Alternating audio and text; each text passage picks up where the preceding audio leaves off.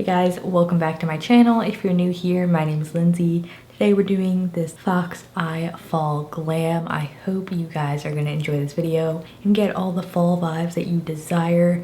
Super fun to do this look. I just love fall glam makeup. Let me know in the comments below if you want to see more fall looks like this, and give this video a thumbs up if you enjoy at any point, and don't forget to subscribe if you haven't already. Let's go ahead and get into today's video. To start off our base today, I'm going to use the Pure 4-in-1 Correcting Primer. This is an energizing, silicone-free, sort of just like refreshing primer. Has aloe, coconut water, and probiotics. Very liquidy, sort of like a thin moisturizer, and it smells really similar to the First Aid Beauty Coconut Smoothie Priming Moisturizer. Similar feel too, actually, just without the shimmer. And it does leave a little bit of tackiness, which I actually love. For our foundation, I'm going to use the CoverFX Power Play in N35, but I'm going to mix a little bit of this Wondrous Beauty Glow Ahead Illuminating Face Oil because I find this can be a little bit heavy looking on the skin. I've never tried mixing it with an oil, so we'll see how it goes. But I feel like it would help the finish of it a lot. It has like a little squeezy tube, and it has like pink shimmer through it. It's actually not too much of an oil consistency. It's almost like an oily gel. So I just mix that up and just see how it goes. It seemed to mix well. It actually turned out pretty nice. I can notice that it's sitting a little bit more natural on my skin. This foundation is also super matte, so I do feel like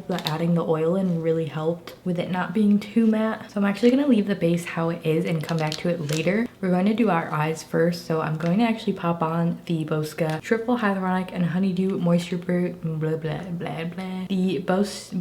Bosca Triple Hyaluronic and Honeydew Moisture Boost Gel Eye Mask. That's a mouthful, but these things are really nice. They are like one of the only eye masks I found that really like stick on your face. Like, these things do not come off. So I'm gonna go ahead and wear these while I'm doing the eye makeup, and then we'll finish up the base after that. This is what they look like. They come in this little protected sheet. I know about you guys, but I always apply my eye masks this way because I feel like it just makes more sense, because you want to target like the fine lines over here, and then this is tapered to fit in your eye corner. Let me know, do you wear them this way or reverse? All right, those are on. Sorry if you can hear that humming. It's actually my neighbor's air conditioner, so not much I can do about that at the moment. Moving on to eyeshadow, we are going to do a very fall foxy eye today. I think I'm going to start with the Aether Beauty Solstice palette because I just love this for fall. I'm going to start with this light orange, like creamsicle-y shade. So I'm just going to use this as a transition. I'm not being too precise yet because we are going to clean everything up at the end. That's why I didn't do concealer or anything yet. And obviously I do already have my brows on. These shadows are really blendable. I also have concealer and powder on my lids, by the way. I think a couple of Aether Beauty palettes are on sale in Sephora. I believe I saw the one that has all like the metallics in it and the blue packaging on their sale page. Next, to start building on intensity, this is the Pyt Warm Palette. I'm going to take this like rich copper on a smaller little precision brush. This is a Luxie Small Tapered Blending, and I'm only going to focus this in the outer corner because the key with Fox Eye is to really keep a lot of your depth on the outer corner, because going all the way in is going to round out your eye. Next, still using that same brush, I'm going in with the Switching Up palettes frequently here. These are the three I'm going to use. There is actually one more, but I'm sticking with these three for now. This is the Oma Beauty Black Magic Carnival palette, which I was dying to pull out and use again. I'm gonna take this rich brown here, and I'm doing the same technique as the previous shade. I'm just keeping it tight to the outer V of my eye and softly blending it. The shade almost turns like a little bit purpley when you apply it, like a plum. It's actually really pretty. Then back to the Aether Beauty palette, taking this shade. Still using that same brush, I'm just going to warm up the eye. Cool thing about these is they're going to catch any fallout as well. Little life hack there. I'm actually going back in with this light creamsicle shade, as I keep calling it, and just blending more into my crease because I feel like I just need some more transition to my brow bone. Now right back to the Pyt palette. I'm gonna make this more rosy using this middle pink shade. I love this palette, by the way. So perfect if you like warm tones. So versatile, and the formulas are really good. And next, just to really deepen it up, I'm using the last matte shade in this palette, which is just a matte brown. Switching to another brush finally. This one's a little bit more flat, so you can just pack on the color better. For my lid shade today, I really want to use this shade from the Oma palette. So pretty. I might use this in combination with maybe like the Pyt one. Get a really pretty like rose gold, and also this, I think this one's a little more purpley. Yeah, it's definitely leaning more pink purple. And my other idea was the Wander Beauty Wondrous palette. This rose gold, to me, is like a true rose gold shade. Ooh, yeah.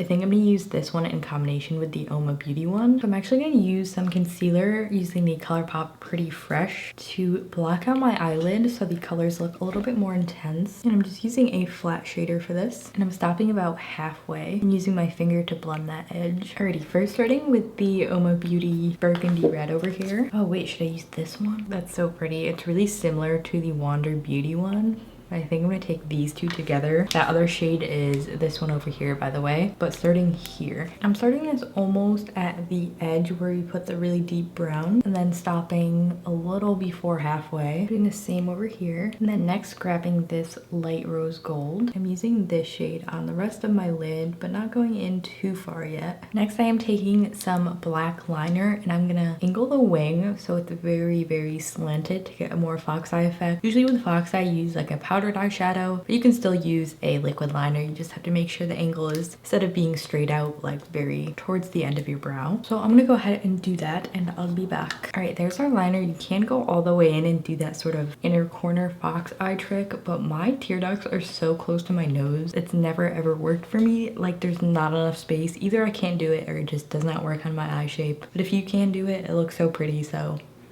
alright, so I took those off, and I'm going to finish up the base before we finish up the eyes, starting with actually a cream bronzer. This is a Bare Minerals Hydration Foundation Stick in Chestnut 09. And I'm going to use this, so pigmented, so very sparingly. It is a bit warmer, so it is more like a bronzer. Then actually using this Rare Beauty foundation brush to blend it out. By the way, about Rare Beauty, I literally just returned almost everything that I got. The foundation looked so bad on my skin. Like, it just clung to texture and dryness and just everything I don't want accentuated. This is way too much, but we're gonna clean it up. I'm just doing another layer of foundation to give myself more coverage. I feel like I didn't really have enough. And also I put way too much bronzer on. But anyway, I also returned the Rare Beauty concealer because it did the same type of thing. Like, it literally just sunk into my lines, and it was so thin in a bad way and like oily feeling. I don't know. It was just weird. It personally did not work for my skin type.